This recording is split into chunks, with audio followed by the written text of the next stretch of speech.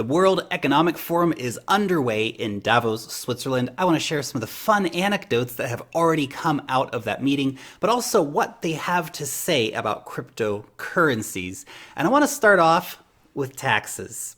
Now, Alexandria Ocasio-Cortez in the United States has floated the idea of a marginal tax rate of 70% for people who make over $10 million a year. Unsurprisingly, this idea has been laughed at rather publicly by the billionaires and the millionaires at Davos.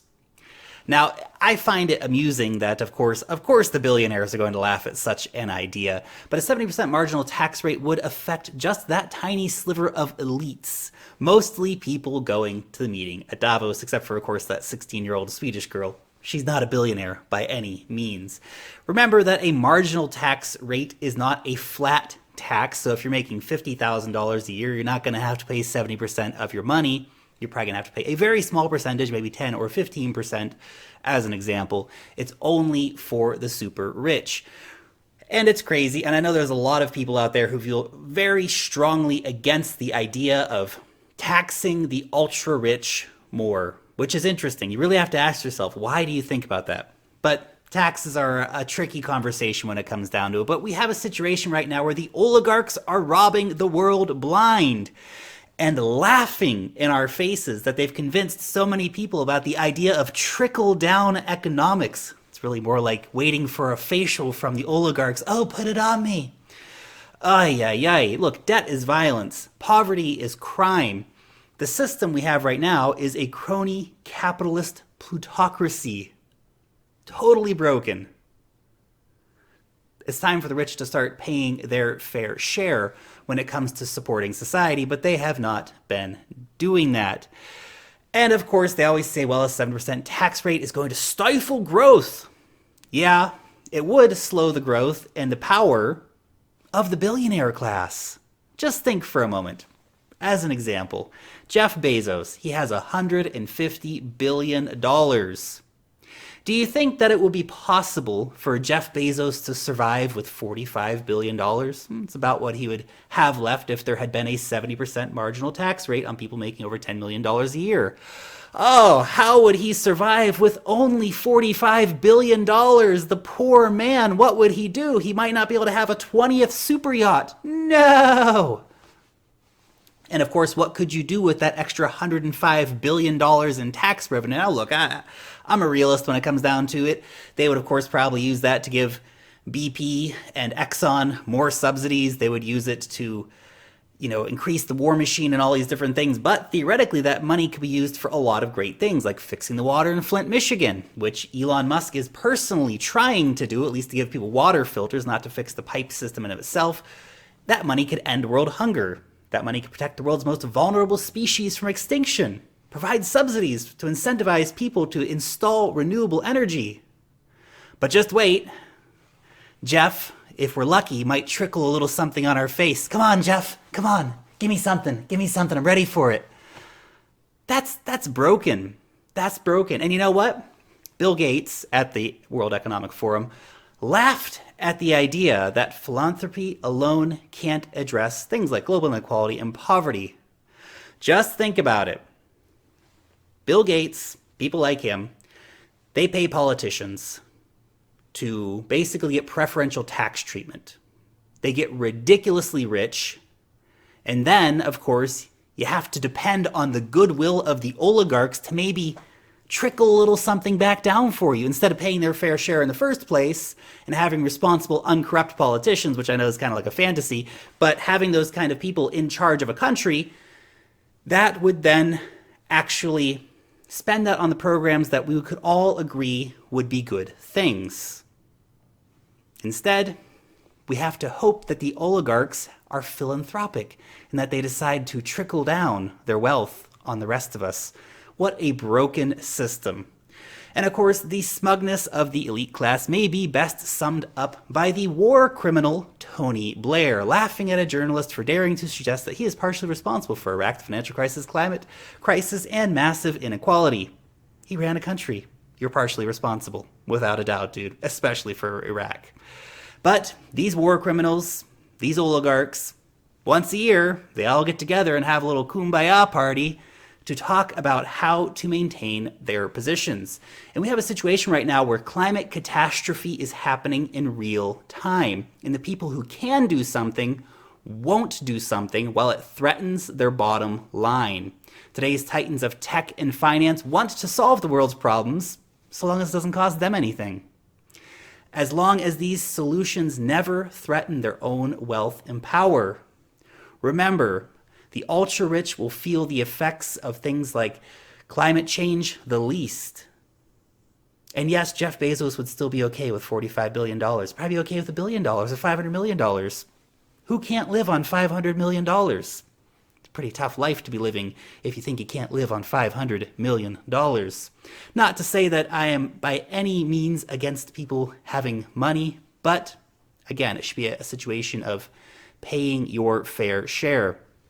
Now, that brings us to cryptocurrencies. Those are just some funny anecdotes that I wanted to share with you that came from Davos. But who came representing cryptocurrencies? Who came and wanted to court the billionaire oligarch class with their vision of future money? Well, Ethereum and Ripple both showed up.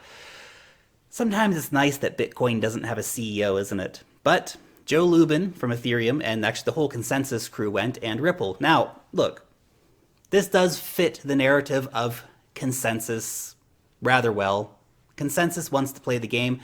And the World Economic Forum is not all, oligarchs talking about how to take over the world and all that stuff. Not quite the situation. They are people there from a wide range of organizations representing some of the most important issues facing our world today. But the problem is that the people who can offer the solutions to those are the same people sitting across the table from the people who want to make the changes happen, but for some reason aren't pushing enough to actually make these things happen. But Consensus, honestly, it kind of fits their vibe. They want to get in with these players. They want to do good things and connect with the people who can make those things happen. And of course, why wouldn't Ripple want oligarchs on board with XRP? Again, totally fits their vibe without a doubt. Now, there is a conversation to be had for trying to change the system from within. Maybe Ethereum and Ripple are both correct when they go there and they want to connect to the oligarchs. They want to connect to these giant corporations. They see that this is the way we can change the future of the world, not by working against, but by working with these players. I don't know how I necessarily feel about that, but I do understand the strategy. But the reality is that these entrenched powers are dangerous. I mean, just think about it. Royal families, how many princes and queens and kings showed up to the 2019 World Economic Forum? It's 2019 and we still have princes and queens and kings. It's insane. There are people out there who think that they are God-given better than everyone else. They imagine themselves as kings of countries. How did we let that system continue? It's abhorrent in the year 2019. And of course, the oligarchs are largely just as bad, but at least the oligarchs have created something. And again, I'm not against people being rich. Get rich, have a great time. But a crony capitalist plutocratic system, along with a bunch of people who think they're the God-given rulers of the world, just has no place in 2019. This is our modern society. We're trying to build a society of the future. Blockchain technology can help us build a society of the future, but of course it can also help us build the prison of the future. Get rich, pay your fair share, support the society that helped you get rich. So many oligarchs, they offshore their profits, onshore their losses, all this kind of stuff. Most billionaires will brag that they pay lower tax rates than their secretaries. That's a broken system, once again. Now, Brad Garlinghouse of Ripple, representing the XRP ledger, anyway, said that he expected widespread adoption of blockchain technology in about 5 years. Now, some other speakers at the meeting also said that crypto is too small for regulation. He said, I've spoken to regulators, and they very candidly said, well, there isn't really that much value going on in terms of transactions. A lot of it is speculation. It's a very interesting innovation. Let's let it roll out and see what happens. They're not necessarily planning to let it continue to roll after it does. But they're planning to sort of see where the innovation goes. That was from Kenneth Rogoff, professor of economics at Harvard University. Now, some are much more skeptical when it came down to it. We had Digital Ventures founder Jeff Schumacher. He said the Bitcoin price will fall to zero. Schumacher is a top investor and relative veteran in the space. And he said basically Bitcoin has no value. It was useless as a currency because it's not based on anything. Interesting. He said, I'm more interested in blockchain technology. Where have we heard that before? Blockchain, not Bitcoin. That's like the mantra of the Chinese government, for example. Actually, it's the mantra of a lot of central bankers. They love blockchain. They don't like Bitcoin, which tells you and me that Bitcoin is probably the answer. Blockchain's also awesome, and I'll take that too. But let's not ignore Bitcoin. The fact that you have people at the World Economic Forum saying basically, hey, you know what? That Bitcoin thing, nah, but blockchain, that's cool. Sounds like Jeff Schumacher's looking to please some oligarchs. Now, Bitcoin's environmental impact, basically they're saying we'll ensure that this will not be the money of the future. Obviously, that all depends on how we actually mine Bitcoin because not all energy is the same. A report came out late last year that 80% of Bitcoin is currently being mined using renewable energy sources. Much of that renewable energy based in areas where it's not economically viable to power a bigger city. For example, with it, we might talk about central Siberia. We can look at, for example, the new project that's being built in the Western Sahara. There's no big cities next to that, but there's ample energy. So it lets them have that option to use energy that's otherwise not being used. And let's just ignore all of the whataboutisms about the global banking infrastructure and military industrial complex and top 100 companies and all that stuff, et cetera, because, look, at the end of the day, Davos exists to defend the interests of the rich, of the elites, and of the status quo. We do need to get the proof of work energy consumption down dramatically. It would help erase these BS arguments that we keep hearing about Bitcoin being so environmentally irresponsible. And remember, this was said on a panel with Brad Garlinghouse. XRP, of course, has a very small energy impact when we compare it to Bitcoin. Interesting, though, very interesting. Brad Garlinghouse did point out that he still owns Bitcoin. So if you're an XRP maximalist, remember that even the CEO of Ripple still owns Bitcoin. Something to keep in mind. Jamie Dimon also showed up from underneath his rock. He was quoted as saying, blockchain, not Bitcoin. Where did we hear that before? A 500 startups partner named Edith Young was a bit more optimistic, though, overall, saying many developing countries were just to start with. They don't even have credit cards. There's no particular infrastructure set up. And that it is almost easier to see these blockchain-enabled payments, for example, in Asia, versus happening in the US or Europe because of the leapfrog effect. Basically, what she's saying is that we're going to see the developing countries, Asia, she's particularly mentioning, but I can obviously see this happening as well in Latin America. I can see this happening in Central America. I can see this happening in Africa, Eastern Europe, all of these places simply leapfrogging over the idea of existing banking infrastructures and going straight to crypto-based payments. So a very diverse panel that they had talking there.